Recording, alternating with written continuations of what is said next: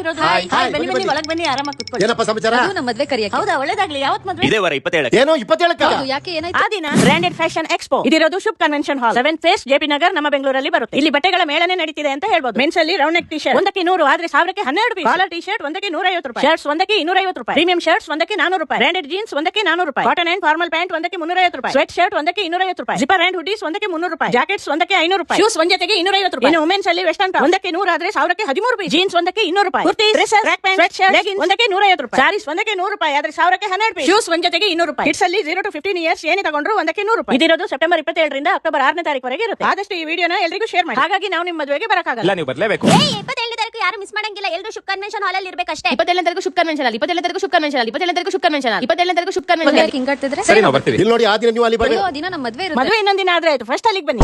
ಇದ್ರೆ ನೆಮ್ಮದಿಯಾಗಿರ್ಬೇಕು. ಅಣ್ಣ, ಈ ಮನೇಲಿ ನೀವು ಒಬ್ಬರೇ ಓವರ್ ಆಕ್ಟಿಂಗ್ ಅನ್ಕೊಂಡಿದ್ದೆ. ನಿಮ್ಮ ಮನೆ ನಿನ್ಕಿಂತ ದೊಡ್ಡವರಾಗಿ